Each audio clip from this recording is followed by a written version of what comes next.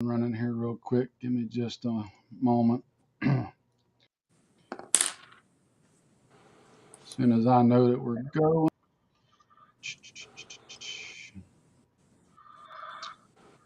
Come on, YouTube. Throw it up there.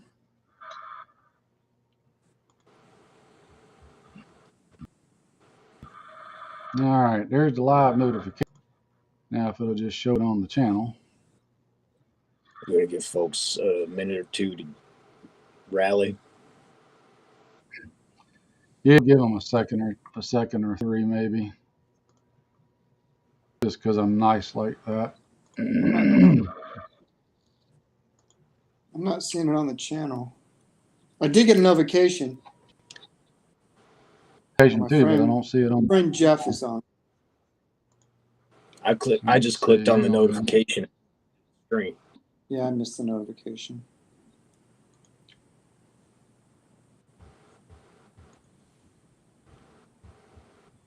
Hey, yeah, there we go. All right. We are live, so let me pop this out real quick. And we'll remove that. That way I can kill that.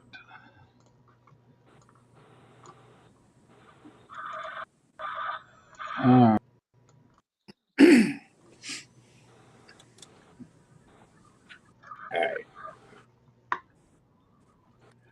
All right, guys, we're not going to waste a whole lot of time. For anybody that shows up late, well, you'll just have to catch the recap.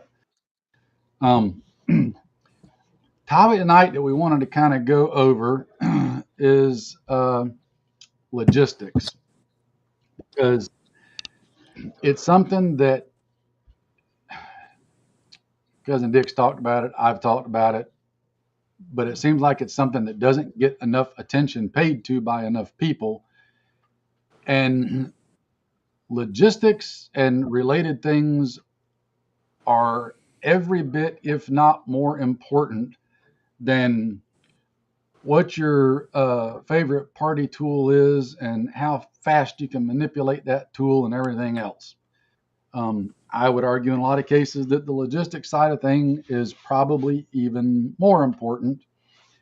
But it's a matter of thinking about your logistics, but also when it comes to having supplies and stuff stored, making sure you're storing the appropriate things for you and your situation, et cetera, and then thinking about how you're going to manage them and all the other things that comes into that. So for this one, we're going to kind of let Cousin Dick start it out and give his wooden nickel plus a Benjamin and go from there. So take us into it. All right. Well,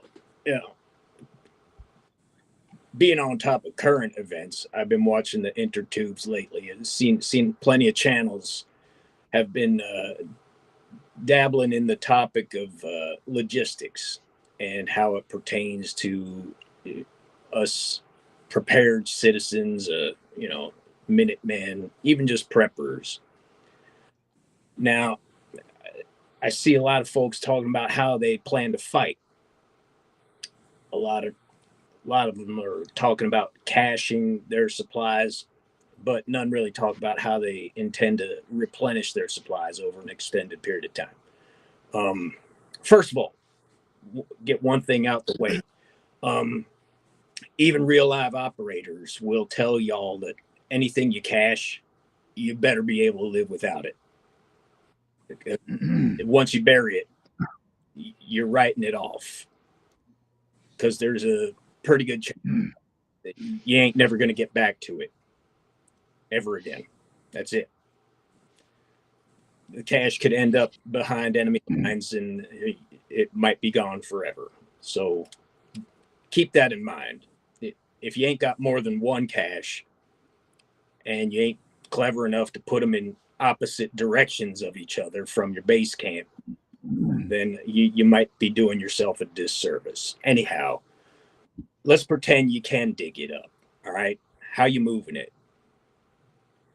It's one thing to have a big stockpile of stuff, but it's another thing entirely to have a way to get it distributed to the fellers what need it. If you're part of a large group and you've got a front line, or you got an area that you're defending, you got a perimeter, whatever it is, you got fellers that ain't going to be sitting on top of the supply depot. You got to have a way to get it to them. What do you got? Porters with backpacks, you got draft horses or mules, you got bikes. I know bikes sounds stupid, right? The NVA bicycle brigades moved hundreds of thousands of tons of material during the Vietnam War on the Ho Chi Minh Trail using bicycles, believe it or not.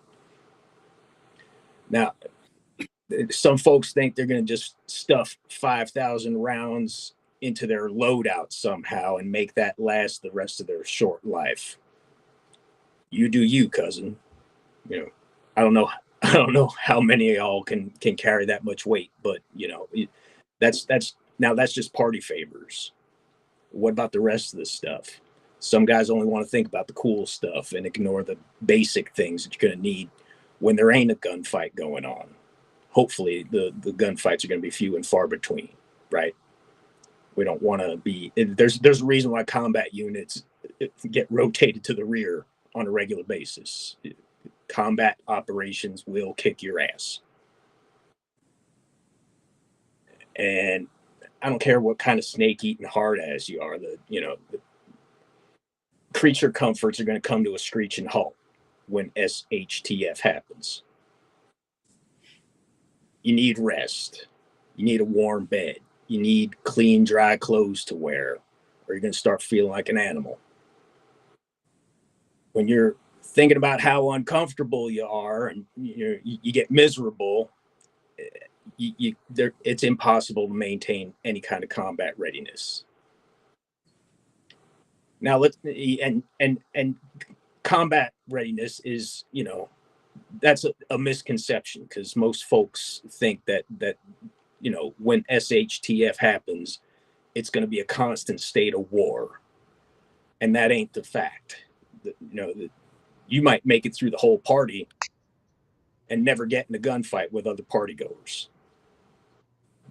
Problem is, Mother Nature is an enemy that is and never dies and never retreats. Hypothermia, heat exhaustion, anaphylactic shock from some kind of plant or insect, even the lowly germ, have inflicted more casualties than any war in history. Something as simple as a cough, a runny nose, loose bowels will get you killed in a hostile environment.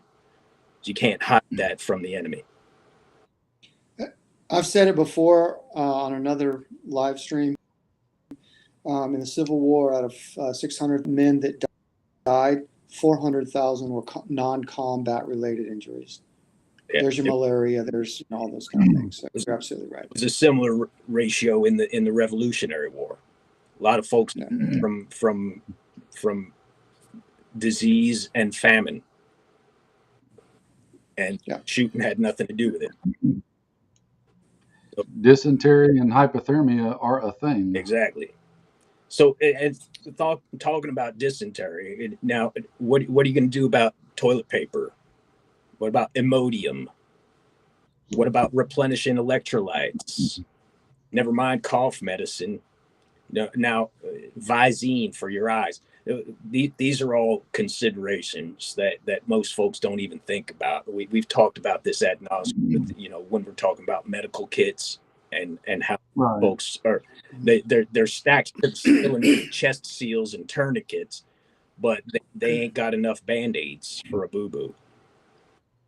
Or having your latrine too close to where you're serving food. Yeah. Those type of things. Not the chopping board doesn't get cleaned off from the last time you chopped up, the deer. Yeah, and you're collecting your water downstream from somebody else's turlet. Right. That's you got to be aware of your surroundings. So, there's folks that you know they think they're going to make do with what they got, and I think it's cute that some folks think that they're going to somehow sit on a stockpile of 10,000 rounds of ammo and be able to just hide out with it and use it as needed.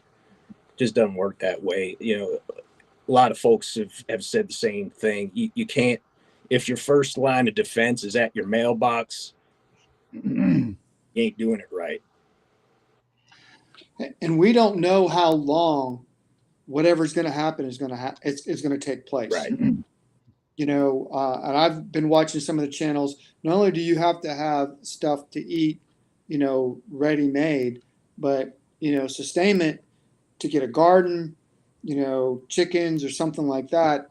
In the long run, that's probably what's going to save you. Speaking of stuff to eat, I see a lot of these fellers talking about making their own patrol rations, which is that's adorable.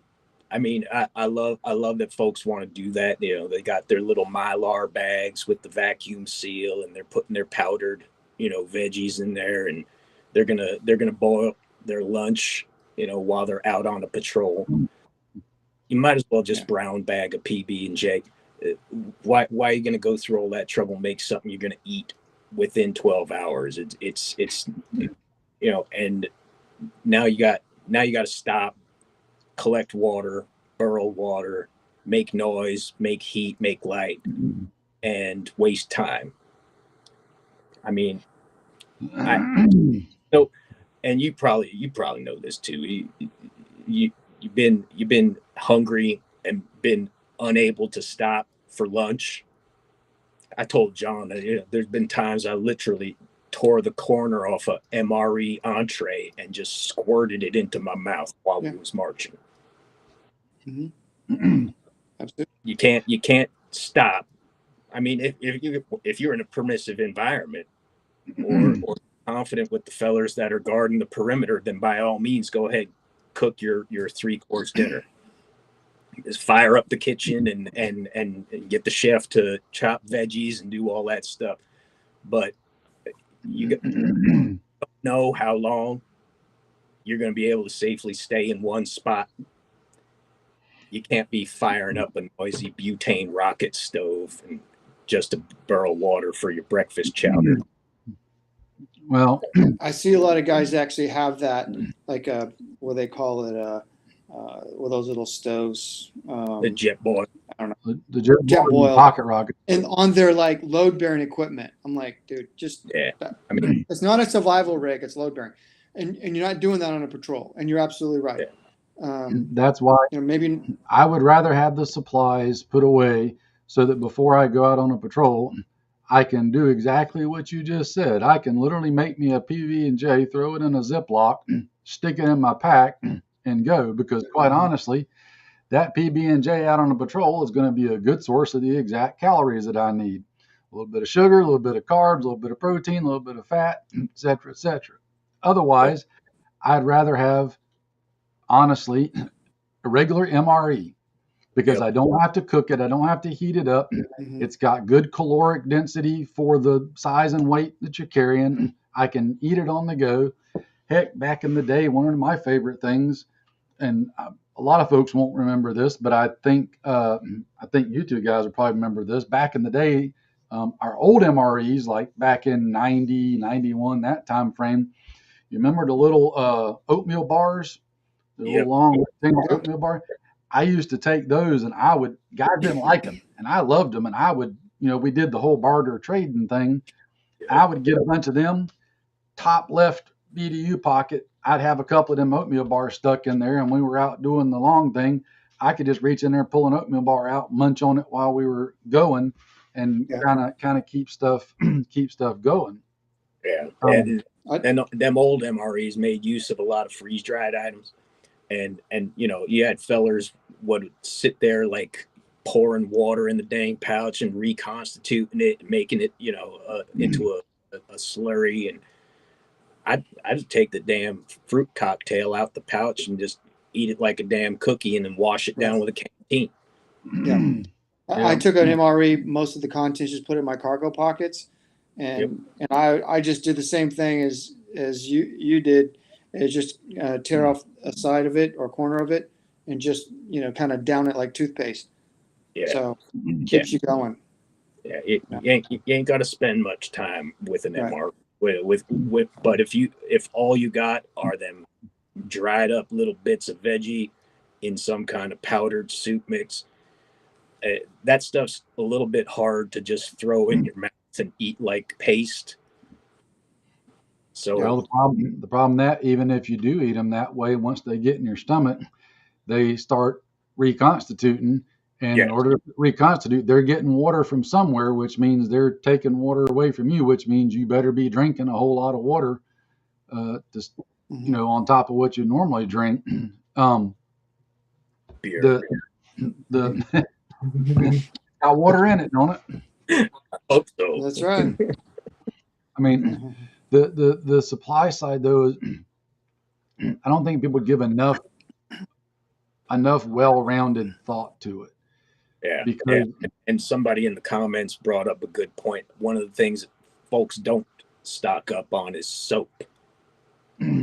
oh we've Yes. actually had that Mm-hmm. conversation Yeah, and um, two of the things that we've been conversing about is um, every time you get a chance and can go to the dollar store, whatever bars of soap they've got that you can get for $1 or $2, buy a couple of packs of them and Yep. store it away. As long as you keep it out of the heat, don't let it get hot, yeah, the bars of soap will last forever. And yeah, it may not be the best in the world, but that bar of soap, you can wash your hands, wash your body, wash your hair. You can wash a whole lot of stuff with it. yeah. Um, I got a whole bunch of cases of that Dr. Bronner's soap. It's it's concentrated, but it's it's non toxic, and yeah. it's it'll clean anything, and I mean anything. And all you got to do is dilute it a little bit, and it lasts forever. Yeah. I mean, Um, you know, the other thing with soap is people don't think about this, but we've actually got a laundry board that and some cheap laundry soap that we can actually, because I mean you're going to get pretty funky, and it's going to have you're going to start having Yeah, health problems if you wear the same yeah, disgusting clothes. But soap of the type to wash your hands, whether it's a bar of soap or you can even obviously use dish soap, and you can use it for a lot yeah, of things. But I know we got a bunch of it, and that's what's going to keep you alive yeah, and healthy. yeah. And you got to, like you said, you can't. I mean, it ain't like TV shows, in zombie land where folks is wearing the same clothes for 5 years straight. You ain't gonna be able to get away with that. Things start growing on you, stuff starts falling apart. You know, you're gonna get yourself all Yeah. kinds of skin ailments and other types of infections. And you got to have clean, dry attire. You got to change out your well, clothes every once in a while. when you start becoming a walking bacteria factory uh, via your clothes, you won't do that for long. No, Um, the other problem, and you just touched on it, when clothing gets dirty, and this is the same thing that goes for your gear, which is why I just shake my head at all these guys that like to brag and talk about all their dirty gear yeah, and make fun of everybody who puts up a picture of clean gear that, oh, you obviously don't ever use it. Um, yeah, so I've touched on this before. Here's the little. Let me share this real quick, just because Crystal makes a good point. um, that's a thing. That is definitely a thing. yeah, Um, but when your clothing, gear, etc., gets dirty and wet, especially sweaty wet, yeah, the salt And the little teeny microscopic particles of dirt and debris that work their way into the fibers of material, especially thread and stitching, where two pieces of material are stitched together. I don't care if it's clothing, gear, whatever. All those little tiny microscopic pieces of material act like little tiny buzz saws. And there's constant movement of those fibers that you don't see or recognize, but it's happening. And those little teeny pieces are in there just steadily cutting away on the fibers of thread and everything else. Yep. Um, simply taking your gear and rinsing it off good, hitting it with a good scrub brush and knocking as much of the muck off of it as you can, will make it last a whole lot longer. I've got a rule. If you showed up to go out and do whatever with me and your gear was all filthy dirty and it's obvious that you ain't cleaned it in like forever, I ain't going out with you. Yeah. You're staying back here, Yeah. because that tells me, A, you have no desire to take care of your gear, which means you aren't really serious about taking care of yourself, because your gear is what's going to help make you able to do the things you need to do. But the same thing happens for clothing. You got to wash the clothing, or else things start falling apart. And when you don't know when and how you're going to get more of it, well, what are you going to do? And I think that goes to one of the earlier points that not you, Gary. We know you take care of your stuff. Um, you don't. None of us have a crystal ball. We don't know how long something may or may not last. You know, Yeah. you got to. The approach that I've kind of like to look at things is plan on for whatever event happens that you're liable to be taken back to like the equivalent of the pioneer days, where you either got to be able to make stuff on your own, repair stuff on your own, or figure out how uh, to make things last and work for you, on your own. If you can find ways to get more stuff, great, but don't count on it. And if it lasts a month and things start to get rectified, great, but don't plan on that or bank on that. It's far better to have enough stuff put away to take care of you and your family for 5 years and something to last 5 weeks than to plan for 5 weeks and it lasts 5 years. Yeah. Yeah. But So whiskey. Oh, go ahead. I'm I'll sorry. say the supplies, people just don't give enough thought to the logistics of it, and the fact, and Dick touched on it earlier. There's not ordering more for what we're talking about. The context of what we're talking about. Once the demarcation line is hit, the balloon goes up, and it's party time. If it's party time to the point where you got to use this stuff, you ain't getting no more of it. Because if you can get more of it, then it's probably not party time yet. Yep. So, how are you going to manage a finite amount of supplies? And this goes from everything to what we're talking about, soap, to food, to clothing. I'll just pick on ammo because that's one that everybody likes to get touched on. You're going to have a finite amount of ammo. I don't care who you are, what your setup situation is. You're going to have a finite amount.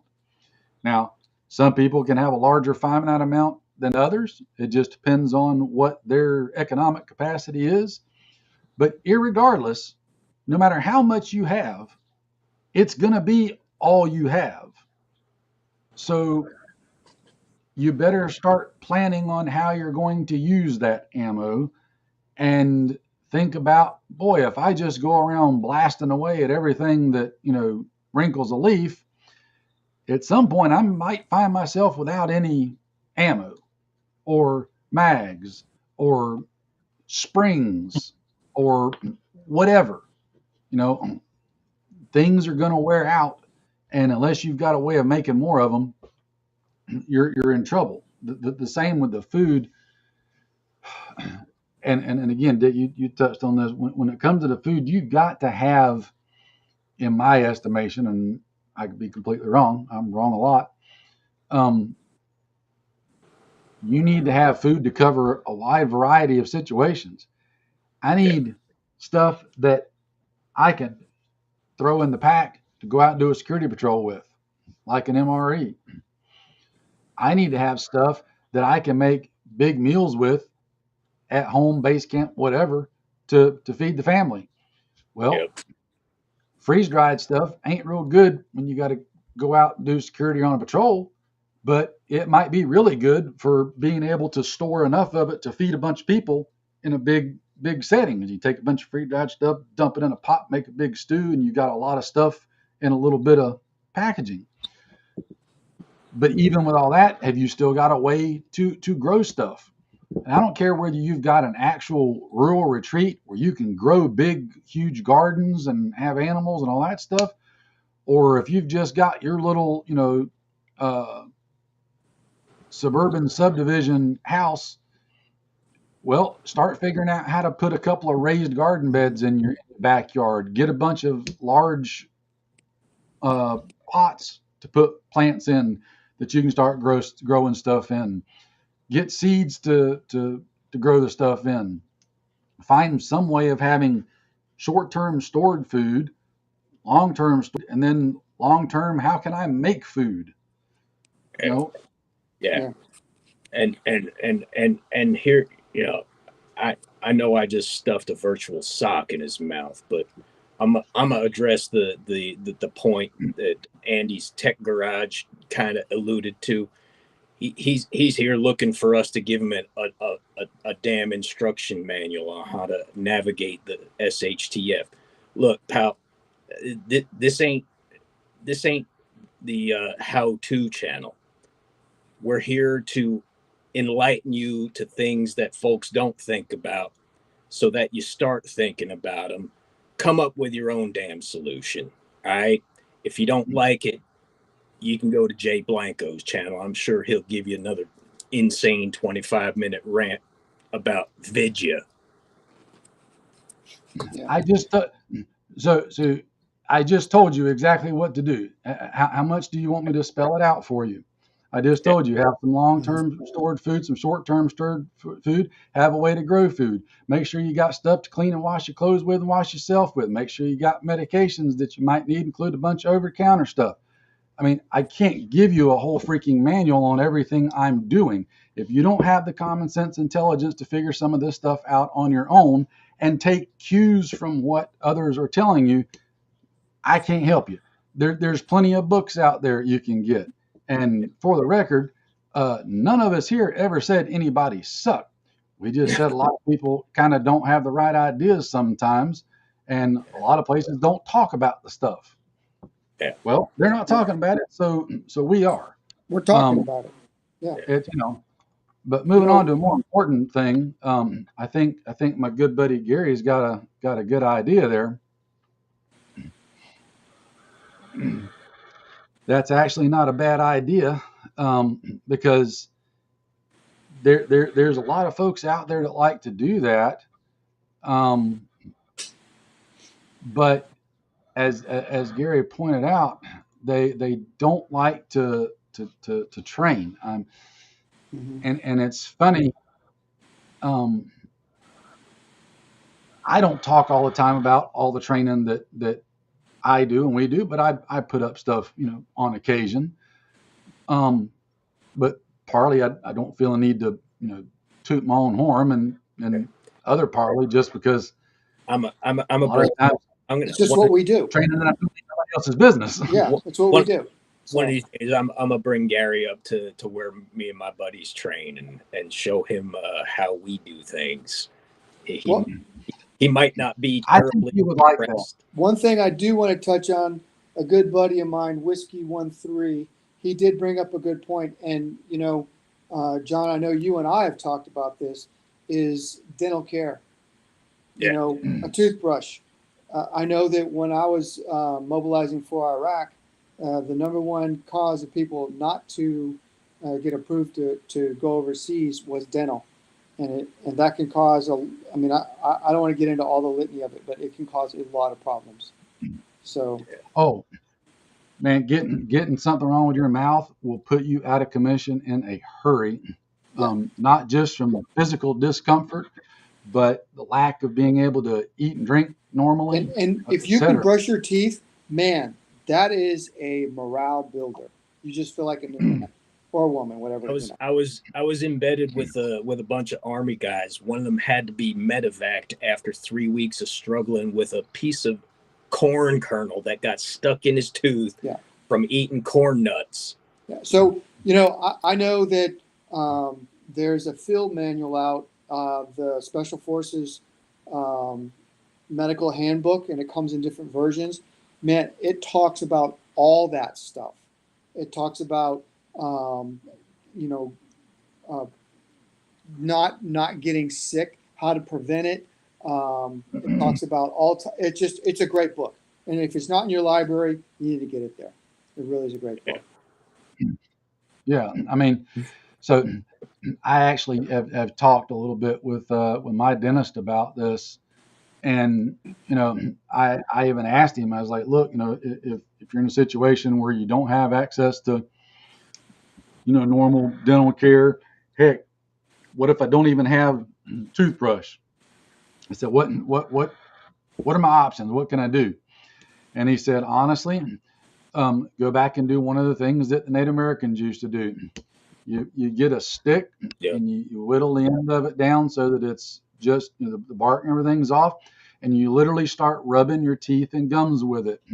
If you get a non-sappy, like don't use a pine stick unless you want really Works good for that. pine, yeah, but a non-sappy a softwood of some kind, that little stick will start kind of feathering a little bit and almost turn into a brush. And when you can hit your gums and up around the gum line and just rub the stuff off your teeth, that goes a long way Yes, it does. into keeping things good. Something that I've started doing is, as we rotate through toothbrushes and use them, and then they get somewhat worn out, and we've got the ability to have new ones all the time. We're taking the old ones and storing them away, because we can take the old toothbrushes, dunk them in a pot of boiling water when the time comes, sterilize them, and still use them. Are they as good as a new one? No, but they're 100 times better than nothing. Yeah. And for like toothpaste, honestly, because I asked him about this, and he said, honestly, toothpaste is really more of an abrasive agent than anything to help rub stuff off.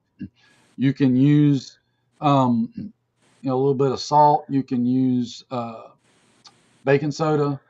You can use things like that, but honestly, they're just really acting as an abrasive.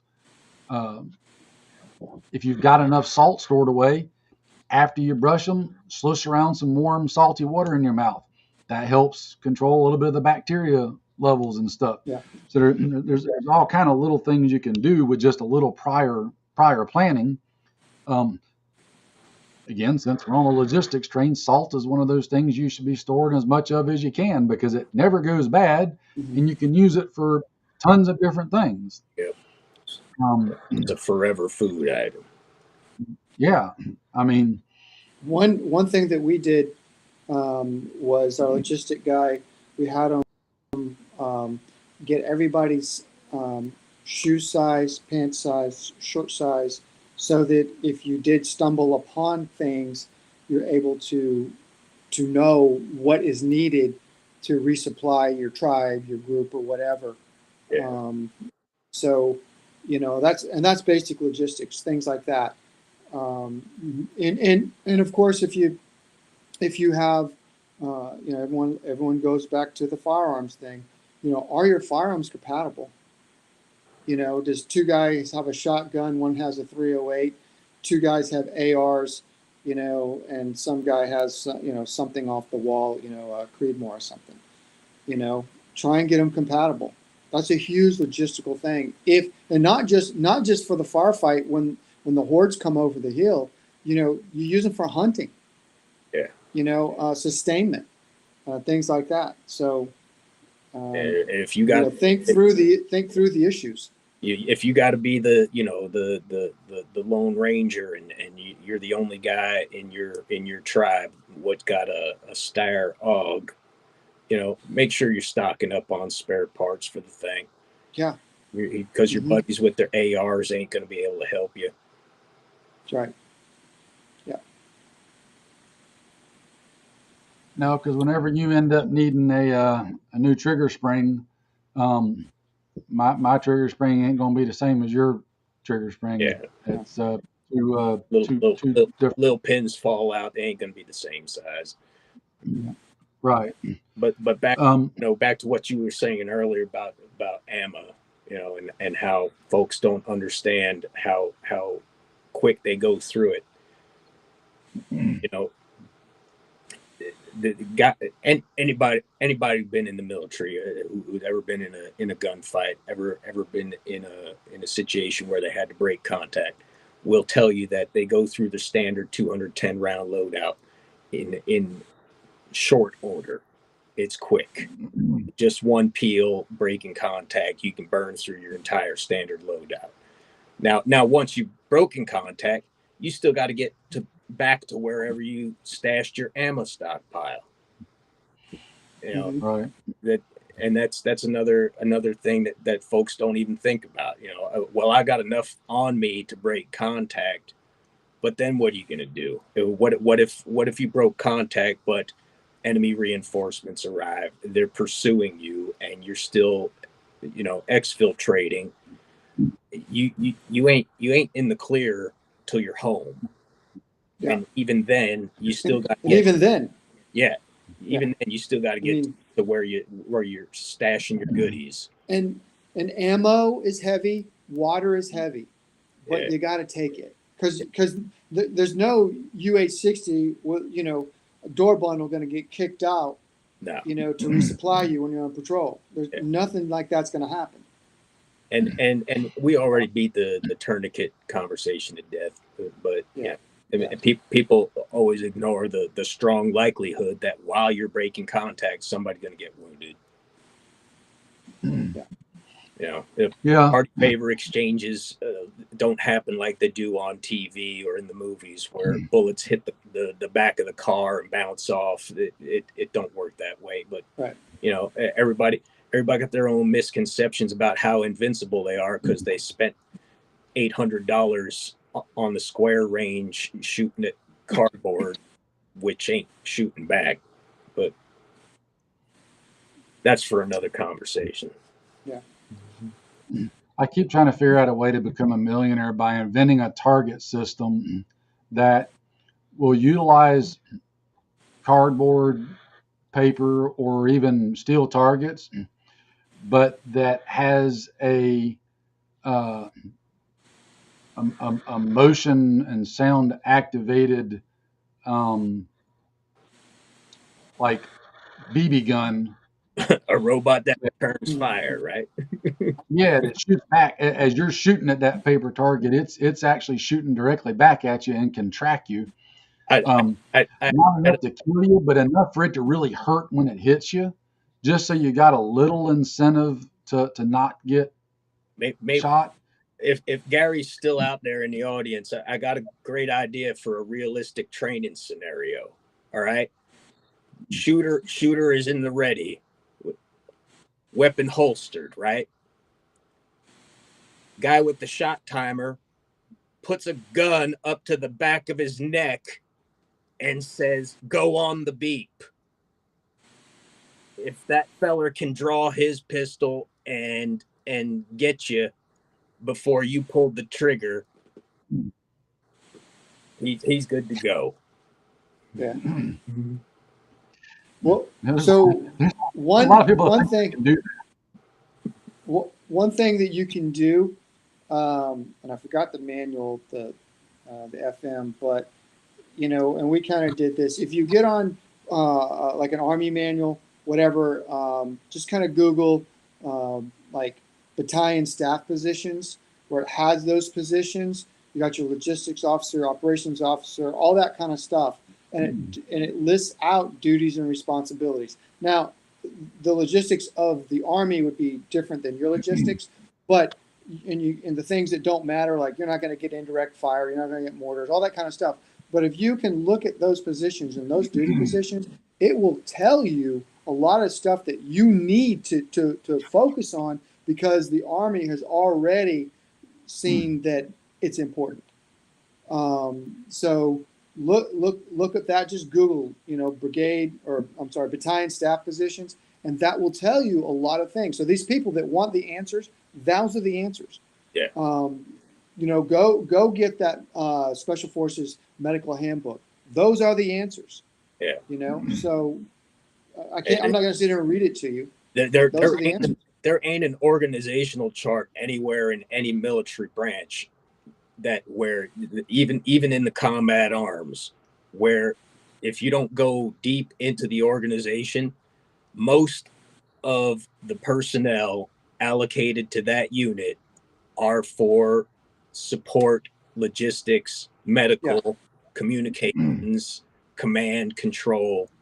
The actual guys, the grunts, the fellers with the guns on the front lines represent a very small fraction. It's 1/4. 1/4 of that the population of that unit. When you have like a battalion or brigade, 1/4 of those people, I believe it is, are the ones that are the fighters. Everybody else is supporting in some role. That tells you the magnitude of it. That's kind of why we're having this discussion for all y'all that are out there, is because it's a huge, when you say a huge logistical problem, it is. Logistics wins wars. Yeah. The U.S. military recognizes it. We would not have beaten Germany and Japan in World War II had it not been for our ability to push material onto the beaches. Yeah. Oh, we had an ability that nobody else in the world had, and then we could literally load up thousands of ships to the brim with supplies and ship them around the world, and then have thousands of people unload and move all those supplies to the people that needed them.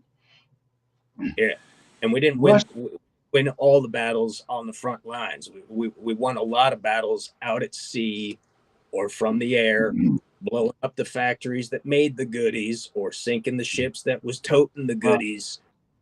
And you run out of goodies, you lose your ability to fight.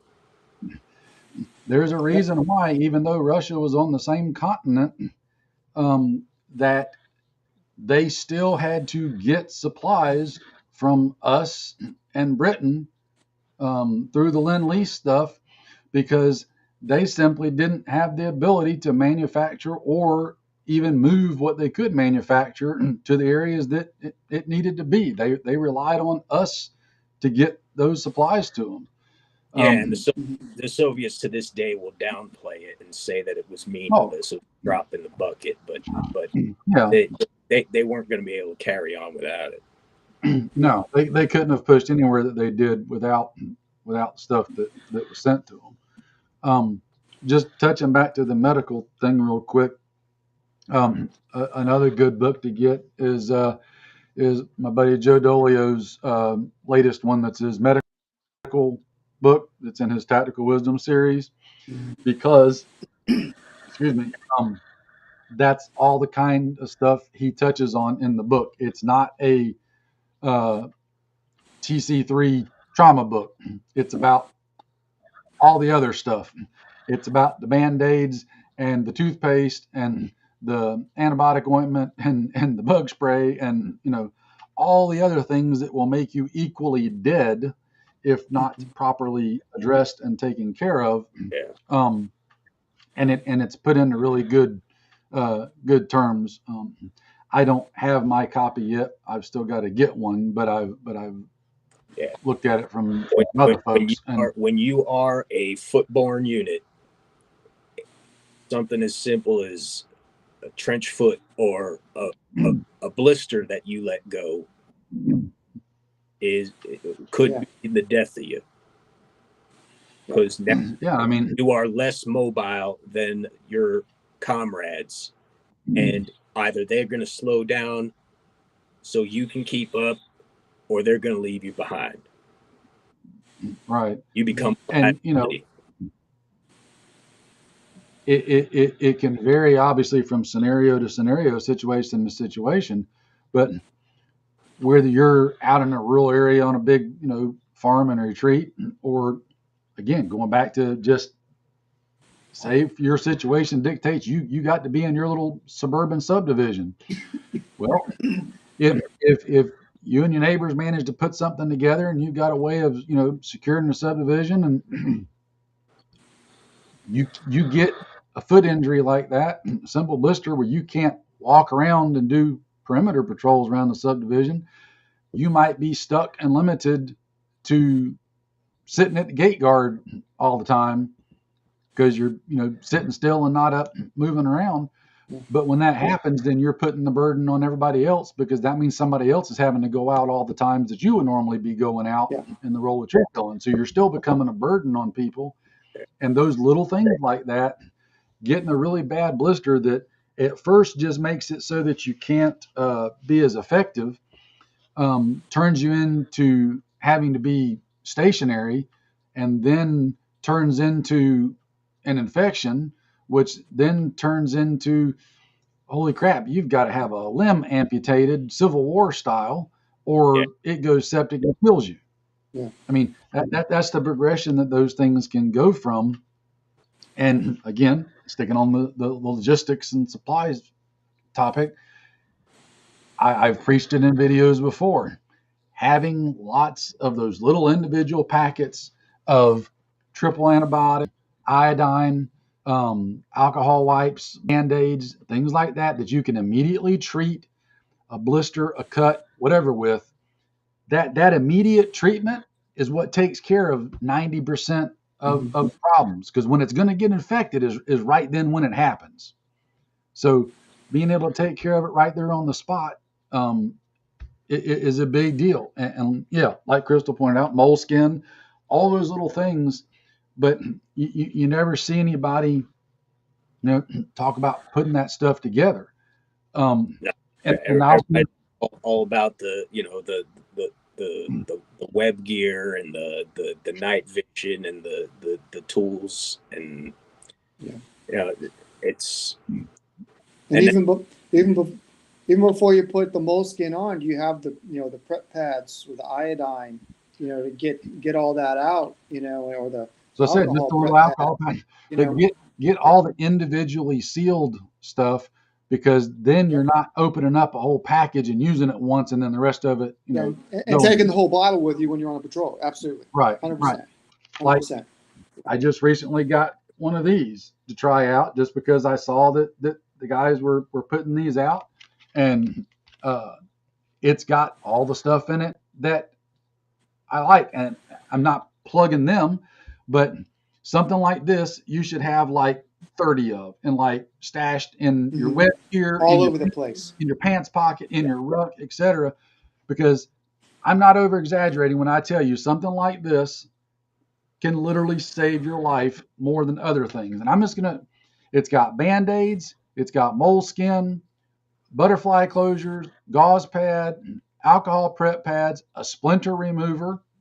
Have you ever seen just how physically and mentally affected you can be by having a splinter in the wrong spot? You ever seen what happens when you get a splinter and you don't get out and it gets infected? Um, Triple antibiotic ointment, burn gel, anti-itch cream, sting relief pads, lip balm, ibuprofen, acetaminophen, aspirin, anti-diarrheal, antihistamine, electrolyte replenisher. I eye mean, drop. all of those are things that go a long, long way. And there are plenty of websites out there that you can literally buy them. I can't reach it at the moment. It's in a big tote stored away, but you can literally buy boxes of the individual iodine alcohol pads. You can buy boxes of Yeah. band-aids, boxes of the antibiotic ointment, the burn gel, in individually sealed, packages. Um, you can That's what buy I did. I those just and put it like in just, a sandwich bag. I just put all those things. I know what I need, put it in there, and I've got them stashed all over the place. Absolutely. another good one is from Medical Gear Outfitters. They make a really good little boo-boo kit that you can add a couple of things to. Um, you know, uh, just pointing out what Crystal pointed up again. Yeah, they are. There's lots of things you can do with the alcohol prep pads and all those You can, and others. you can get them at Walmart. You can go online and get them. I mean, just Google it, and they come like what 100, 200 in a box. And, So there's no Something like reason. that. and I mean, an alcohol prep pad makes a good fire starter, by the way. Yeah, yeah, that's true. that's what I was going to Yeah. say. It's it's one of those things that it's all this kind of little stuff in your logistics that I don't see enough people putting the time and thought into. Um, Things as simple as storing away a lot, and this is going to sound really random when I say it, but storing away a lot of simple, plain lip balm. If you're having to be out a lot in the world, we as humans, and this goes for all of us, are predominantly used to being indoors. And when things go bad, we're going to be outdoors far more than we're indoors because we're either going to be growing food, hunting food, taking care of water, pulling security, doing all those things outside. And I don't care if it's wintertime, summertime, whatever time, little things like chapped lips. Let your lips split open from getting chapped. Mhm. And our we are not used to being out in the weather like our ancestors were. Yeah, it's minor miseries like that that make you uncomfortable and fidgety, and you start losing your sense of awareness. You're not paying attention, and Yeah. bad things happen. Decision Yep. making goes out the window. Decision Absolutely. making goes out the window, your situational awareness goes out the window, and then it can turn into bigger problems like Yeah. an infection, whatever. Um, it goes back to uh, all those other things. People, I don't think people honestly give enough credit to how important, and we're making a circle back now, but soap, simply being able to wash your hands, wash an injury, wash a wound, whatever, is it's so freaking important and people just don't What think about or talk about it. It's not sexy, it's not glamorous, all the things, but Now, the logistics side of stuff, you I want people to understand, and the whole point of this conversation is to get y'all thinking. And I'm not trying to tell you everything because, spoiler alert, not a person here can tell you everything that you should have or need to have or how much to have or how to have it or anything else. You have to figure that out for yourself because the context of your situation is going to be unique to you. What I need from me and my people is different than what cousin Dick needs for him and his people. There may be a lot of similarities and crossovers. There could be some significant differences too, just based on the number of people, the age of people, the geographical location, the kind of weather, etc. Have to figure this stuff out for yourself. The point of us having the conversation is to try to give you ideas, get your brain going, get the thoughts in your head, get the topic stirred up so that you then either discuss it with yourself or go discuss it with the others that you're going to be with, whether that's just your wife or whoever the rest of your group of people is. one Start. thing one thing that you need to do an assessment, and that's a self assessment. and this is really important because everybody's got a different personality. Okay. So let's say that there's a thing that really makes you mad, pisses you off. All right. And let's just use the example. If someone doesn't, let's say I don't brush my teeth in the morning, I'm terrible for the rest of the day. What that means is that I have got a chip on my shoulder the rest of the day. I'm not cooperating with anybody. I'm not doing anything for anybody. All right. And that starts to break down on group cohesion. All right. So you need to look at yourself and realize that when this happens, and it's coming, all right, what is it that it takes for you to cohabitate in an austere condition with other people? I hope that makes sense, because that's what it's going to be. You're going to be out there. You're not going to have. You may not have a shower for a week. You stink. You've got sugar bugs all over the place. The bugs are all over the place. But you've got to keep on, and you've got to keep going. And if you need to brush your teeth 3 times a day, well then, man, you better have a lot of toothpaste. If that's what it takes to keep you going and cohabitate with people. If you're one of them fellers what can't go the whole day without a cup of coffee, you better have coffee. That good, great point. Great point. And I'm one of them. And I got it. I got those big, huge things of coffee. Now, that said, yes, we have lots of coffee stored away, but I also know I can go without it. I don't like to, but I can. It doesn't physically alter me. If the way I will get irritable and upset is if it's sitting in there on the kitchen counter and can't stop and go get some for whatever reason. That's when I start getting grumpy. If I physically don't have it, oh well, I physically ain't got it. But you get my point, because some people don't. You have some mental discipline. Some people don't. This is the first time they're going to be put in this type of a situation. Yeah, spot on.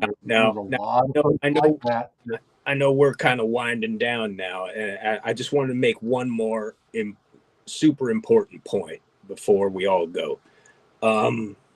And I know that our friend Gary was just kind of semi-joking about it earlier, but was he really? Yeah. Well, I mean, once you got all your stockpiles gathered and you got all your stuff in order, you got all your gear arranged, and you're stacked to the rafters with all your goodies.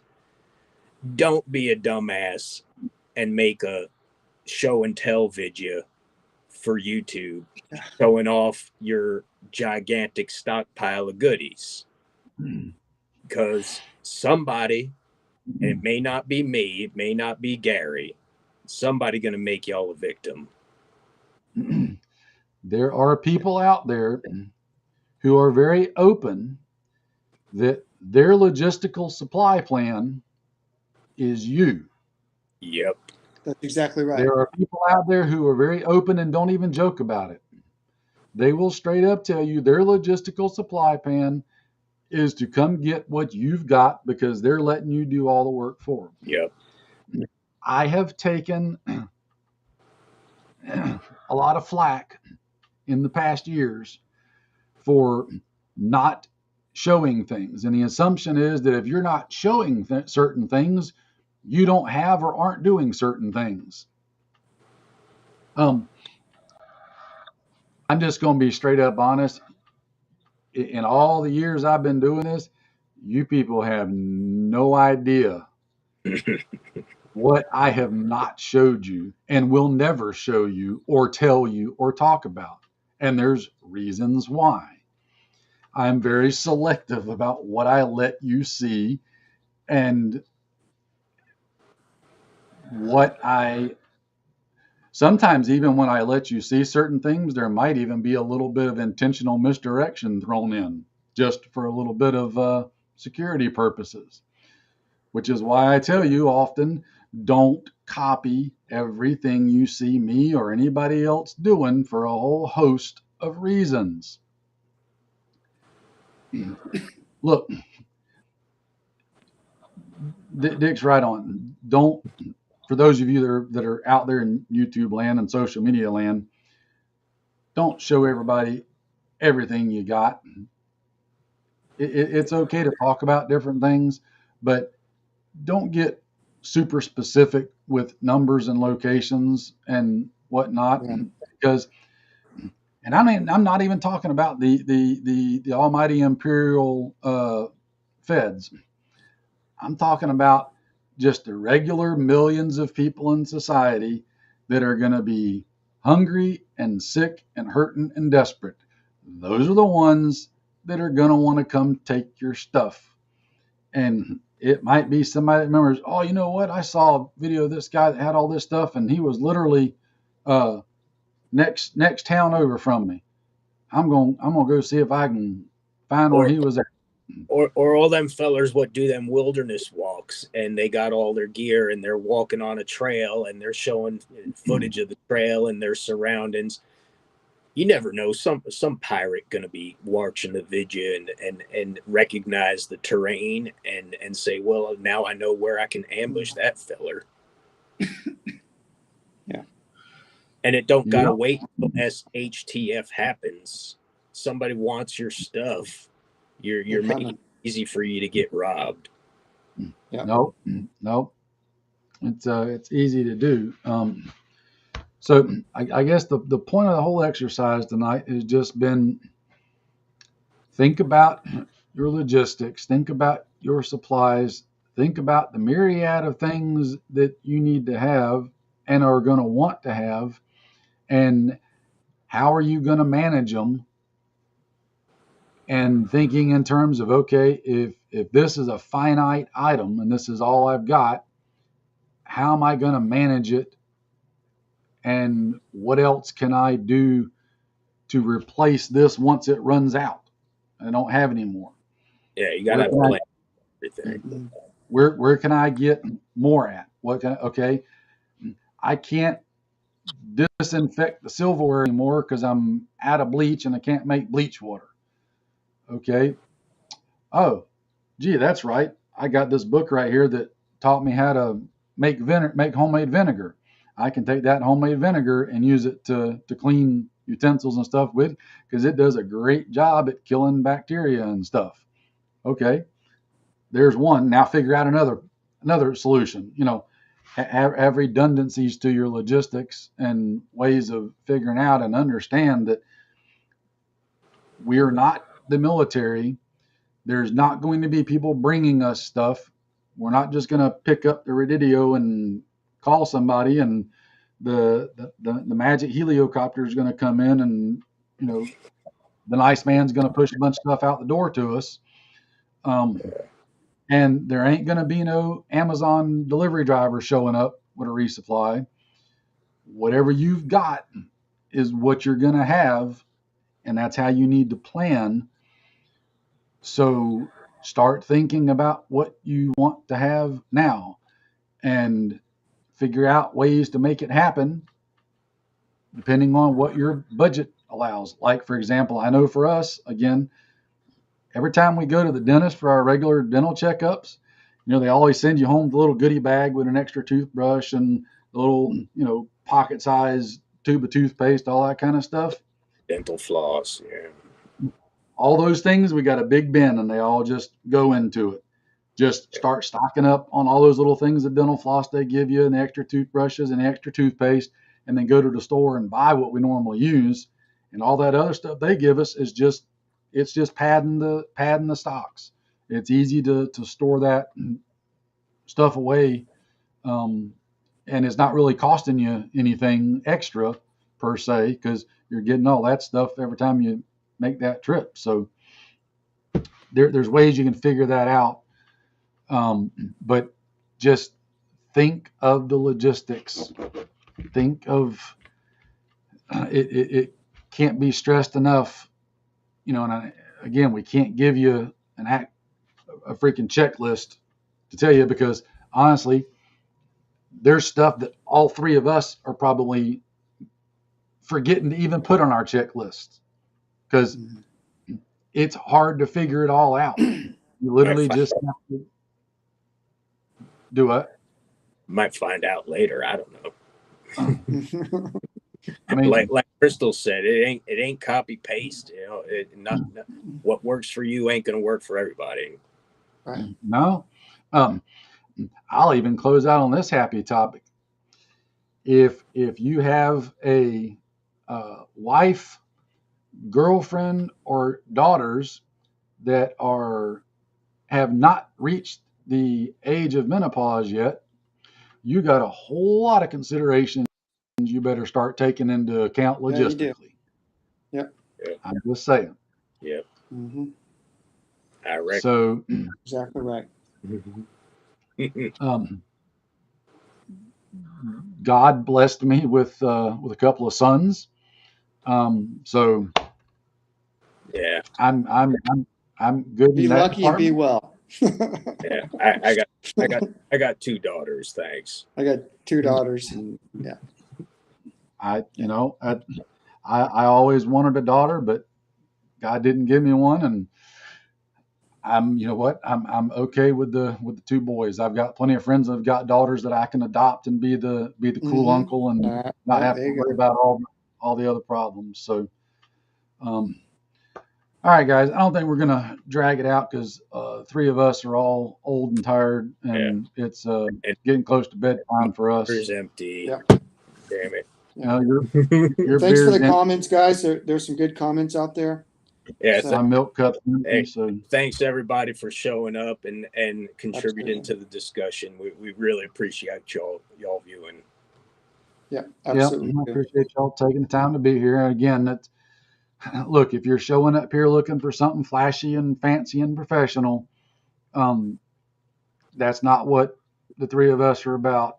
Um, this is just to sit down and have a real Common sense conversation. That's all. common sense conversation. Honestly, we'd be sitting here drinking coffee with you if it wasn't so late at night and didn't have to get to bed. So anyway, all right, I think we're going to wrap it up on that unless either one of y'all's got anything else to add before I'm we good. kick it off. Good luck to everybody. Dick. All right, well, y'all pay attention to current events. There's lots of stupidity going on that you might need all these logistics.